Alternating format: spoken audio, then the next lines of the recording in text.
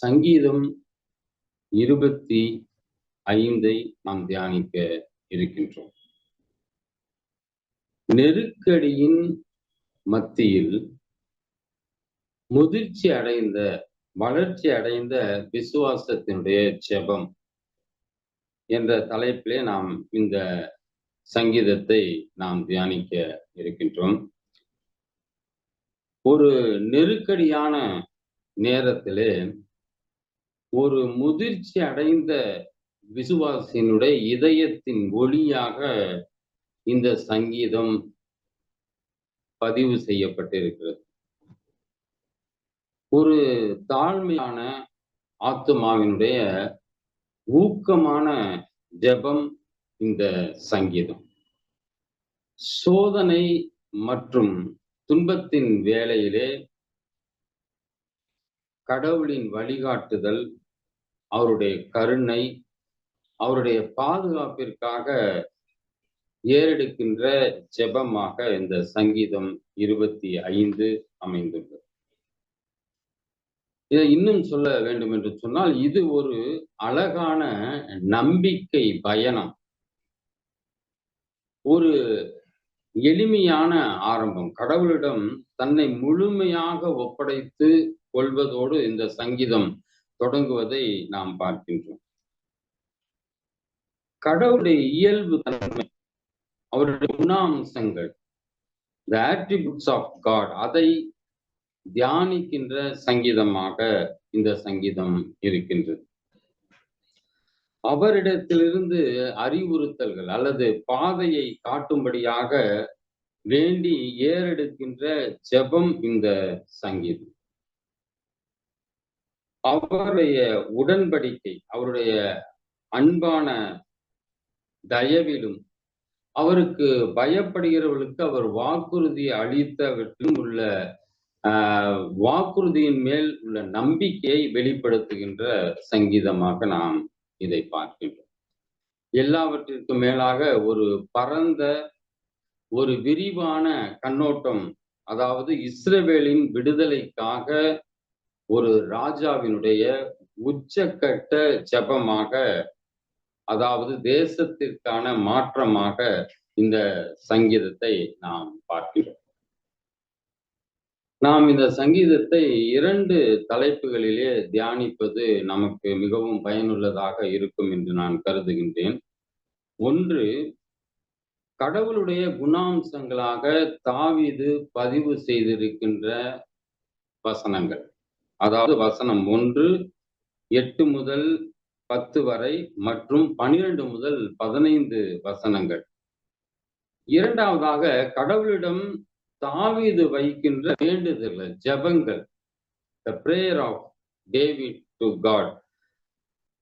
இது 2 முதல் 7 வசனங்கள், 11ஆம் வசனம் மற்றும் 16 முதல் 22 வரை உள்ள வசனங்கள். நாம் முதல் வசனம், சங்கீதம் 25 முதல் வசனம், கர்த்தாவே உம்மிடத்தில் என் ஆத்துமாவை உயர்த்துகிறேன். உம்மிடத்தில், to you, O Lord, I lift up my soul. வேறு யார் மீதும் என்னுடைய நம்பிக்கை இல்லை, நீரே என் நம்பிக்கை, நீர் ஒருவரே தகுதியானவர் என்று தாவீது விசுவாசித்து, கர்த்தாவே உம்மிடத்தில் என் ஆத்துமாவை உயர்த்துகிறேன் என்று சொல்கின்றார். நாம் சங்கீதம் 143 8வது வசனத்தை நாம் பார்ப்போம் என்று சொன்னால், அதிகாலையில் உமது கிருபையை கேட்க பண்ணும், உம்மை நம்பி இருக்கின்றேன், நான் நடக்க வேண்டிய வழியை எனக்கு காண்பியும், உம்மிடத்தில் என் ஆத்துமாவை உயர்த்துகிறேன், உம்மையே நம்பி இருக்கிறேன். இதைத்தான் தாவீது இந்த முதல் வசனத்தின் மூலமாக அவர் வலியுறுத்தி சொல்லுகின்றார். என் ஆத்துமாவை உயர்த்துவதற்கு அவர் ஒருவரே தகுதியானவர் என்று அவர் சொல்லுகின்றார். இது தாவீதின் அனுபவத்தில் விளைந்த வசனமாக நாம் பார்க்கின்றோம். ஏனென்று சொன்னால், வசனம் 7 என் இளவயதின் பாவங்களையும் என் மீறுதல்களையும் நினையாதிரும் என்று அவர் ஜெபிப்பதை நாம் பார்க்கிறோம். தன்னுடைய இளமை பருவத்தை குறிப்பிடுகின்றார்.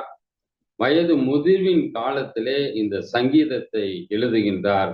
அவருடைய அனுபவத்தின் வார்த்தையாக யாரிடத்தில் அவருடைய ஆத்துமாவை உயர்த்த வேண்டுமோ அவரிடத்தில் உயர்த்துகிறேன் என்று தாவீது சொல்லுகின்றார்.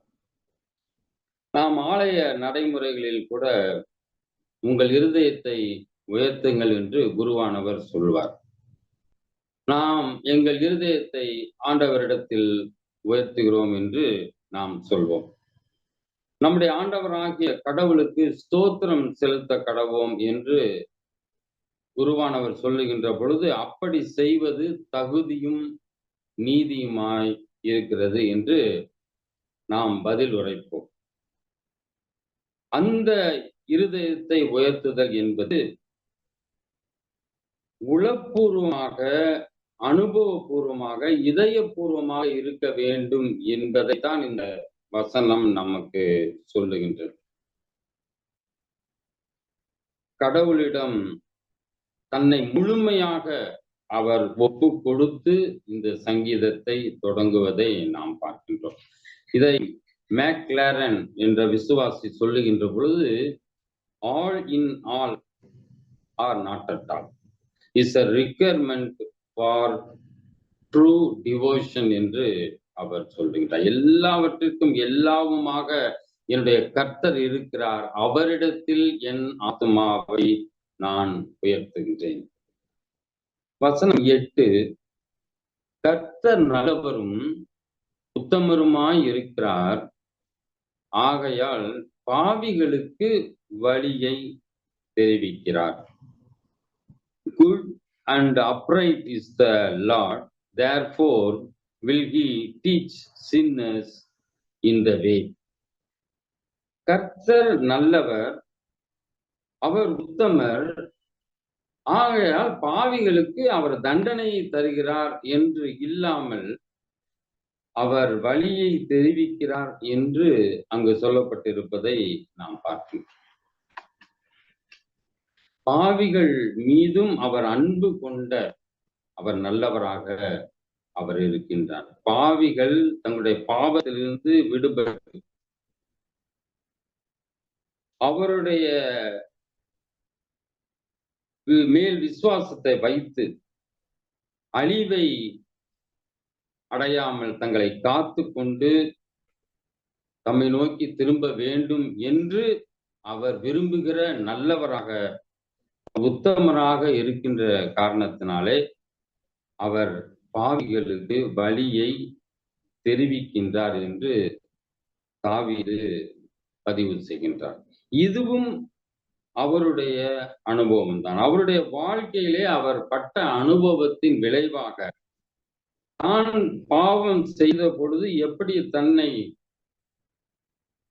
கர்த்தர் வழி நடத்தினார், வழியை தெரிவித்து தன்னை மீட்டு கொண்டார் என்ற அனுபவத்தின் பிழிவாக இந்த வசனத்தை அவர் பதிவு செய்கின்றார். கர்த்தர் நல்லவரும் உத்தமருமாய் இருக்கிறார், ஆகையால் பாவிகளுக்கு வழியை தெரிவிக்கின்றார்.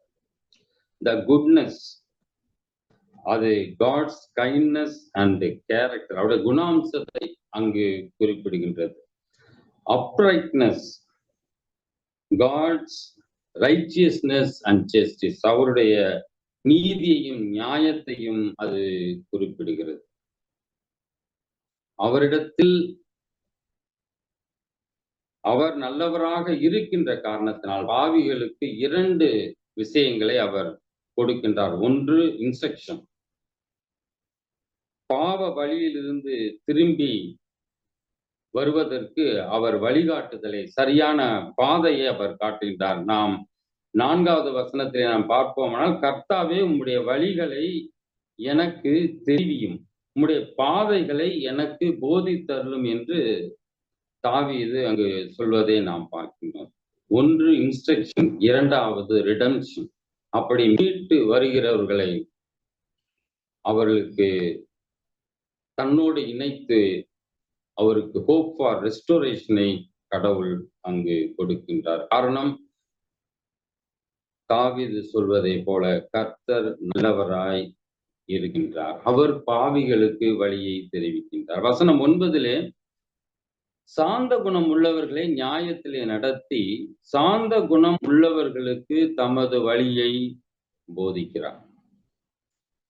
கடவுளுடைய தன்மையை தாவீது தெளிவாக அறிந்திருக்கின்ற காரணத்தினாலே தான் இந்த வசனத்தை அவரால் சொல்ல முடிகின்றது. சாந்த குணம் உள்ளவர்கள் அவர்கள் பாவிகளாக இருந்தாலும் கூட அவர்களை நியாயத்திலே அவர் நடத்துகின்றார், அவர்களுக்கு தன்னுடைய வழியை போதிக்கின்றார். நாம் இதை புரிந்து கொள்வதற்காக எபிரேயர் 10ஆம் அதிகாரம் 19, 20 வசனங்களை நாம் பார்க்கின்ற பொழுது, ஆகையால் சகோதரரே, நாம் பரிசுத்த ஸ்தலத்தில் பிரவேசிப்பதற்கு இயேசுவானவர் தமது மாம்சமாகிய திரையின் வழியாய் புதிதும் ஜீவனுமான மார்க்கத்தை வழியை நமக்கு உண்டு பண்ணினபடியால் அந்த மார்க்கத்தின் வழியாய் பிரவேசிப்பதற்கு இவருடைய இரத்தத்தினாலே நமக்கு தைரியம் உண்டாயிருக்கிறது என்று எபிரேயர் ஆக்கியோன் அங்கு சொல்வதை நாம் பார்க்கின்றோம். அந்த வழியை அவர் போதிக்கின்றார். ஆனால் எல்லா பாவிகளுக்கும் அல்ல, யார் சாந்த குணம் உடையவர்களோ அவர்களுக்கு மட்டும் வழியை போதிக்கிறார் என்பதை நாம் பார்க்கிறோம். இதை ஸ்பர்ஜன் என்ற விசுவாசி குறிப்பிடுகின்ற போது, சாந்த குணம் உள்ளவர்களிடத்தில் பிதா தன் குமாரனின் சாயலை பார்க்கிறார் என்று அவர் அங்கு குறிப்பிடுகின்றார். அதனால் அவர்களை நியாயத்திலே நடத்தி தமது வழியை போதிக்கிறார். நாம் 8ஆம் வசனத்திலே பார்க்கின்ற பொழுது பாவிகளுக்கு வழியை தெரிவிக்கின்றார். 9வது வசனத்திலே பாவிகளாக இருந்தாலும் அவர்களில் சாந்த குணம் உள்ளவர்களுக்கு அவர்களை நடத்துகின்றார், அவர்களுக்கு போதிக்கின்றார். தெரிவிப்பதற்கும் நடத்துவதற்கும் போதிப்பதற்கும் உள்ள வேறுபாட்டை நாம் அறிந்து கொள்ள முடியும். 10வது வசனத்திலே நாம் பார்க்கின்ற பொழுது, கர்த்தருடைய உடன்படிக்கையையும் அவருடைய சாட்சிகளையும் கை கொள்ளுகிறவர்களுக்கு அவருடைய பாதைகள் எல்லாம் கிருபையும் சத்தியமும் ஆனவைகள். பாதைகள் எல்லாம் என்று சொல்லுகின்ற பொழுது எல்லா பாதைகளும் முடிவுறாத கிருபையும் வழி நடத்துதலும் அங்கு உத்தரவாதப்படுத்தப்படுவதை நாம் பார்க்க முடிகிறது. இதுவும் தாவீது தன்னுடைய அனுபவத்தின் வாயிலாகத்தான் இந்த வசனத்தை அவர் சொல்லுகின்றார். அவருடைய உடன்படிக்கை, அவருடைய சாட்சியை கைக்கொள்ளுகிறவர்களுக்கு அவருடைய பாதைகள் எல்லாம் வாழ்நாள் முழுவதும் முடிவுறாத கிருபையும் வழி நடத்துதலும் உண்டு என்பதை அவர் சொல்லுகின்றார். 8வது வசனத்திலே நாம் பார்க்கின்ற பொழுது தெரிவிக்கின்றார். 9வது வசனத்திலே நடத்துகிறார், போதிக்கிறார். 10வது வசனத்திலே பாதைகள் எல்லாம் வாழ்நாள் முழுவதும் எல்லா பாதைகளிலும் கிருபையும் சத்தியமும் அவருடைய உடன்படிக்கையும் சாட்சியையும் கை கொள்ளுகிறவர்களுக்கு உண்டு என்று அவர் சொல்லுகின்றார்.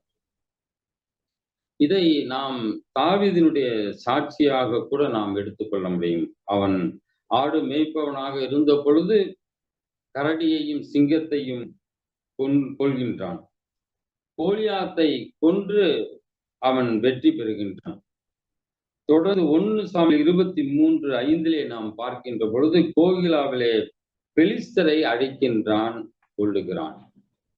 அதாவது ஒரு பலகீனமான விசுவாசிக்கு ஒரு பாதை கடுமையாகவும் வேதனை நிறைந்ததாகவும் இருக்கிறது.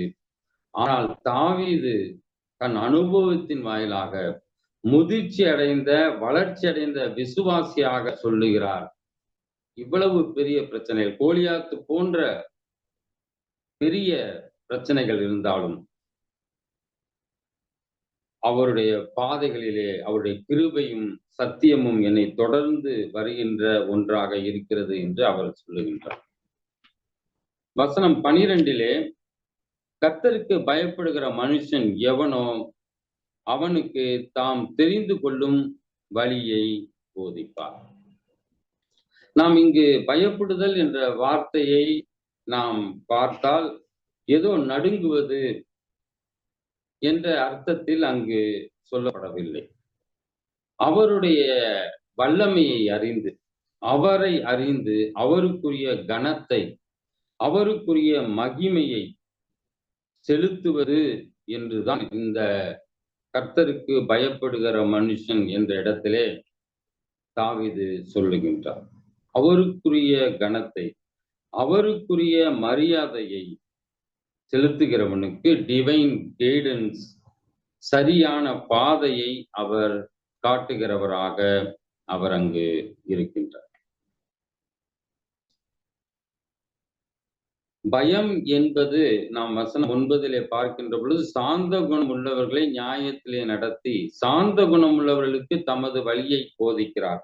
பயம் என்பது சாந்த குணமும் தாழ்மையையும் உள்ளடக்கிய ஒன்று என்பதை நாம் புரிந்து கொள்ள வேண்டும். அதை போல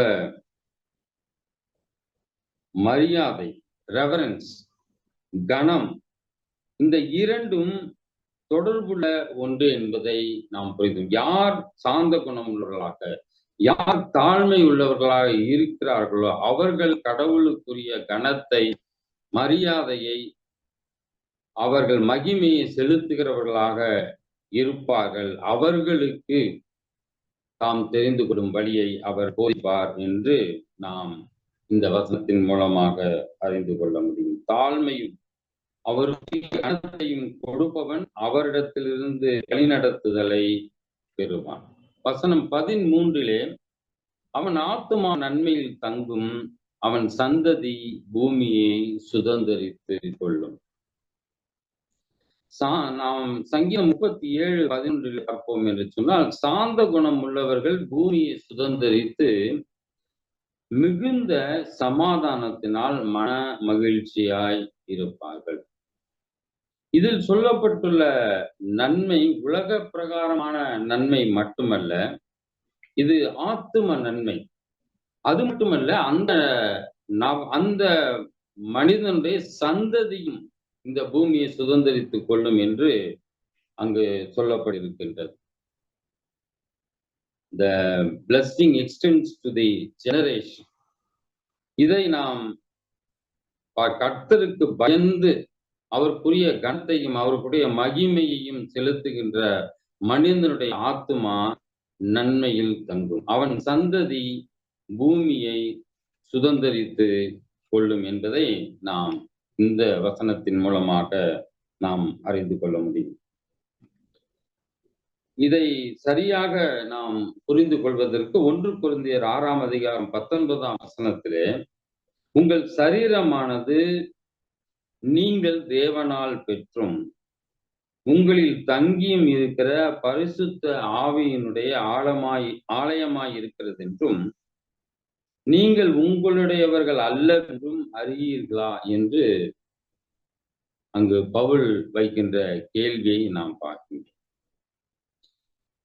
அதாவது அப்படி கடவுளுக்குரிய கனத்தையும் அவருக்குரிய மகிமையையும் மரியாதையும் செலுத்துகிற மனிதன், அவனுடைய சரீரமானது அவர் வசிக்கின்ற ஆலயம் என்பதை சரியாக புரிந்து இருக்கக்கூடிய ஒரு மனிதனாக இருப்பான். அப்படிப்பட்டவன் தன்னுடைய சரீரத்தை தவறான செயல்பாட்டிற்கோ சிந்தனைக்கோ இடம் கொடாதவனாகவும் அவன் இருக்கின்ற காரணத்தினால் அவனுடைய ஆத்துமா நன்மையில் தங்கும் என்பதை நாம் இந்த நேரத்திலே புரிந்து கொள்ளலாம். ஏனென்றால் நம்முடைய சரீரமானது கடவுளுடைய பரிசுத்த ஆவியானவருடைய ஆலயமாக இருக்கிறது. அதற்குரிய கனத்தை நாம் செலுத்துகின்ற பொழுது அந்த பரிசுத்த ஆவியானவர் வாழ்கின்ற சரீரம் மட்டுமில்லை, நம்முடைய ஆத்துமாவும் நன்மையில் தங்கும், அவன் சந்ததி பூமியை சுதந்தரித்து கொள்ளும். வசனம் 14 கர்த்தருடைய ரகசியம் அவர்களுக்கு பயந்தவர்களிடத்தில் இருக்கிறது, அவர்களுக்கு தம்முடைய உடன்படிக்கையை தெரியப்படுத்துவார். The secret of the Lord is with them that fear him, and he will shew them his covenant. நாம் இந்த 12, 13, 14 வசனங்கள் கர்த்தருக்கு பயப்படுகிற மனுஷன் எப்படியெல்லாம் ஆசீர்வதிக்கப்படுவான் என்பதைத்தான் நாம் பார்த்து கொண்டிருக்கின்றோம். 12ஆம் வசனத்திலே கடவுள் அவனுக்கு வழியை போதிக்கின்றார். 13ஆம் வசனத்திலே அவனுக்கு பாதுகாப்பையும் மன அமைதியையும் அவர் அங்கு தருகின்றார். அதே 13வது வசனத்திலே அவனுடைய சந்ததி ஆசீர்வதிக்கப்படும் என்று சொல்லுகின்றார். 14வது வசனத்திலே கர்த்தருடைய ரகசியம் அவருக்கு பயந்தவர்களுக்கு இருக்கிறது என்று சொல்லுகின்றார். அவர்களுக்கு தம்முடைய உடன்படிக்கையை தெரியப்படுத்துவார். பொதுவாக நாம் அறிந்திருக்கிறபடி ஒரு ரகசியம் என்பது யார் யாருக்கு தெரியும் என்று சொன்னால், மிகவும் நெருக்கம் அவர்களுக்கு மட்டுமே தெரியக்கூடிய விஷயமாக நாம் பார்க்கணும். அப்படி என்று சொன்னால், கர்த்தர் ரகசியம் அவருடைய பயந்தவர்களிடத்தில் இருக்கிறது என்று சொன்னால், அவருக்குரிய கனத்தையும் அவருக்குரிய மகிமையையும் மரியாதையும் செலுத்துகிற ஒருவர் அவருக்கு மிகவும் நெருக்கமானவர்களாக இருக்கின்ற காரணத்தினால் அந்த ரகசியம், கர்த்தருடைய ரகசியம் அவருக்கு பயந்தவர்களிடத்தில் இருக்கிறது என்று தாவீது அங்கு சொல்லுகின்றார். அவர்களை மிக அருகாமையில் வைத்துக் கொள்கின்றார் கடவுளுக்கு மிக அருகாமையிலே இருக்கின்ற பாக்கியத்தை அவருக்கு பயந்தவர், அவருடைய மகிமை, அவருடைய கனத்தை சொல்லுகின்ற, தெரிவிக்கின்ற, வெளிப்படுத்துகின்ற மனிதன் இருக்கின்றான் என்பதை நாம் தெரிந்து கொள்வோம். நமக்குள்ள ஒரே வாய்ப்பு, serve the Lord or disobey him. ஒன்று கடவுளுக்கு அருகாமையிலே அவருக்கு பயந்து அவருக்குரிய கனத்தை செலுத்தி அவரோடு நெருங்கியவர்களாக நாம் இருக்க வேண்டும். யோசுவா சொன்னது போல, நானும் என் வீட்டாருமோ என்றால் கர்த்தரையே சேவிப்போம் என்று சொன்னதை போல, யோவான் 15:4 நான் கற்பிக்கிற யாவையும் நீங்கள் செய்வீர்களானால் என் சிநேகிதராயிருப்பீர்கள். கடவுளுக்கு பயந்தவர்கள் எப்படிப்பட்ட செயல்பாடுகளை செய்வார்கள், அவருக்கு எப்படிப்பட்ட கனத்தை கொடுப்பார்கள், அதன் மூலமாக அவரோடு நெருங்கி ஜீவிக்கின்ற பாக்கியத்தை அவர்கள் பெறுகின்றார்கள். யாக்கோபு 2:23 அப்படியே ஆபிரகாம் தேவனை விசுவாசித்தான், அது அவனுக்கு நீதியாக எண்ணப்பட்டது என்ற வேத வாக்கியம் நிறைவேறிற்று, அவன் தேவனுடைய சிநேகிதன் எனப்பட்டான். ஆக அவரோடு நெருங்கி ஜீவிக்கின்ற, அவருடைய ரகசியத்தை அறிவிக்கின்ற, தெரிந்து கொள்கின்ற பாக்கியம் அவருக்கு பயந்தவர்களுக்கு இருக்கிறது என்பதை நாம் புரிந்து கொள்ள வேண்டும். வசனம் 15 என் கண்கள் எப்போதும் கர்த்தரை நோக்கி கொண்டிருக்கிறது, அவரே என் கால்களை வலைக்கு நீங்களாக்கி விடுவார். இதில் சொல்லப்பட்டுள்ள 2 விஷயங்களும் தாவீது சொல்கின்ற அறிக்கையாக நாம் பார்க்கலாம். என் கண்கள் எப்போதும் கர்த்தரை நோக்கி கொண்டிருக்கின்றது. இதைத்தான் தாவீது தன்னுடைய வாழ்க்கையிலே அவர் கடைபிடித்தார். அதனால் என் கால்களை வலைக்கு நீங்களாக்கி விடுவார் என்று தாவீது அங்கு சொல்லுகின்றார். என் கண்கள் எப்போதும் கர்த்தரையே நோக்கி கொண்டிருக்கின்றது. தாவீதினுடைய முழு கவனம் கர்த்தரை நோக்கி இருக்க வேண்டியதன் அவசியத்தை உணர்ந்தவனாக தாவீது இந்த வசனத்தை எழுதுகின்றார். நம்பிக்கையோடு பார்க்கிறார், விசுவாசத்தோடு அவர் காத்திருக்கின்றார். இது கீழ்ப்படிதலான, தாழ்மையான, அதிசயங்களை காணும் வாஞ்சையுள்ள பார்வையுடன் கர்த்தரை நோக்கி பார்க்கின்ற ஒரு விசுவாசியின் பார்வையாகும். அவரே என் கால்களை வலைக்கு நீங்களாக்கி விடுகின்றார். இந்த சங்கீதம் நாம் அறிந்திருக்கிறபடி ஒரு நெருக்கடியின் மத்தியிலே தாவீது எழுதிய சங்கீதம். தான் அகப்பட்ட நிலையில் இருப்பதாக உணர்ந்த தாவீது எதிரிகளின் வலையில் கால்கள் அகப்பட்டு கொண்ட நிலையிலே அவர் சொல்லுகின்ற வசனம், நான் என் கண்கள் எப்போதும் கர்த்தரை நோக்கி கொண்டிருக்கின்றது, அவரே என் கால்களை வலைக்கு நீங்களாக்குகிறார். நாம் சங்கீதத்தினுடைய முதல் வசனத்தை நாம் பார்ப்போம் என்று சொன்னால், கர்த்தாவே உம்மிடத்தில் என் ஆத்துமாவை உயர்த்துகிறேன். 15வது வசனத்திலே என் கண்கள் எப்போதும் கர்த்தரையே நோக்கி கொண்டிருக்கின்றது.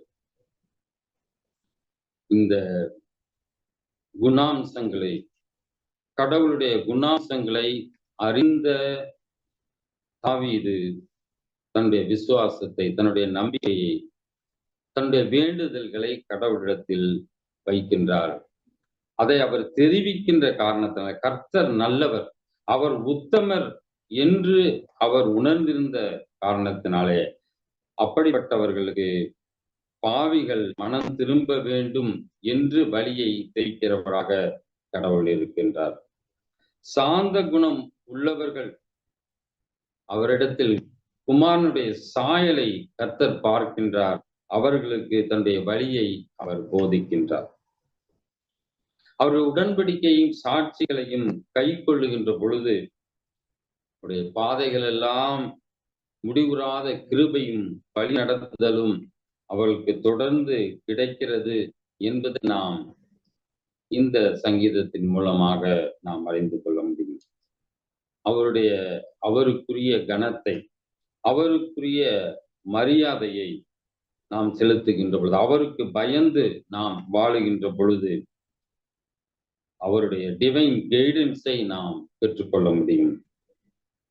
அப்படி பயந்து நடக்கிறவனுடைய ஆத்துமா நன்மையில் தங்கும், அவனுடைய சந்ததி பூமியை சுதந்திரித்துக் கொள்ளும். அவருடைய ரகசியம், அவருடைய உடன்படிக்கையை அவனுக்கு தெரிவிக்கிறவராக கடவுள் இருக்கின்றார். நெருக்கடியின் மத்தியிலே தாவீது கடவுளுடைய குணாம்சங்களை வெளிப்படுத்தி அவர் எப்படிப்பட்டவராக இருக்கிறார் என்பதை நமக்கு இந்த சங்கீதத்தின் மூலமாக அவர் சொல்லுகின்றார். நாம் அவருடைய குணாம்சங்களை, கர்த்தரை அறிந்து, அவருடைய குணாம்சங்களை அறிந்து, அவர் எப்படிப்பட்டவர் என்பதை அறிந்து நாம் அவரிடத்திலே கிட்டி சேருகின்ற பொழுது, அவருடைய வழி நடத்துதல், கர்த்தாவே உம்முடைய வழிகளை எனக்கு தெரிவியும், உம்முடைய பாதைகளை எனக்கு போதித்தள்ளும் என்று நாம் வேண்டுகின்ற பொழுது, அவர் நம்மையும் வழி நடத்துகிறவராக, நமக்கு போதிக்கிறவராக, ஒருவேளை நம்முடைய கால்கள் வலைகளிலே சிக்குகின்ற நிலை இருக்கும் என்று சொன்னால் அதற்கு நீங்களாக்கி விடுகிறவராக கடவுள் இருக்கின்றார். நெருக்கடியின் மத்தியிலே முதிர்ச்சி அடைந்த விசுவாசின் ஜெபத்தை நாமும் முன்மாதிரியாக கொண்டு நாம் அவரோடு கிட்டி சேர்வோம், ஜெபம் செய்வோம். எங்கள் அன்பு நிறைந்த பரம தந்தையும், நீர் கொடுத்த நல்ல செய்திக்காக நாங்கள் நன்றி செலுத்துகிறோம் சுவாமி. உம்மிடத்திலே நாங்கள் கிட்டி சேர்ந்து உம்மை அறிந்து கொண்டு சுவாமி, உம்முடைய குணாம்சங்களை நாங்கள் அறிந்து கொண்டு, நீர் நல்லவர், நீர் எங்களுக்கு வழியை தெரிவிக்கிறீர். சாந்த குணம் உள்ளவர்களுக்கு நீர் உம்முடைய வழியை போதிக்கிறீர். உம்முடைய சாட்சிகளையும் உம்முடைய உடன்படிக்கைகளையும் கை கொள்ளுகிறவர்களுக்கு சுவாமி நீர் உம்முடைய கிருபையையும் சத்தியத்தையும் அளிக்கின்றேன். உமக்கு பயந்து உமக்குரிய கனத்தை கொடுக்கிறவர்களுக்கு ராஜா அவருடைய ஆத்துமா நன்மையில் தங்கும், அவருடைய சந்ததி ஆசீர்வதிக்கப்படும், அவர்கள் இடுக்கண்களுக்கு நீங்களாக்கி விடுவிக்கின்ற கடவுளாக நீர் இருக்கின்றீர், வலைக்கு தப்புவிப்பவராக நீர் இருக்கிறீர் என்பதை நாங்கள் உணர்ந்து எங்களை நம்முடைய சமூகத்திலே முற்றிலுமாக தாழ்த்தி ஒப்பு கொடுக்கிறோம் அப்பா. எங்களையும் நீர் வழி நடத்தி பாதுகாத்துக் கொள்ளும். எல்லாவற்றையும் எங்களுக்காக மரித்து உயிர்த்த எங்கள் அருள்நாதர் இயேசுவின் மூலம் ஜெபிக்கிறோம் எங்கள் ஜீவனுள்ள நல்ல தகப்பனே. ஆமென்.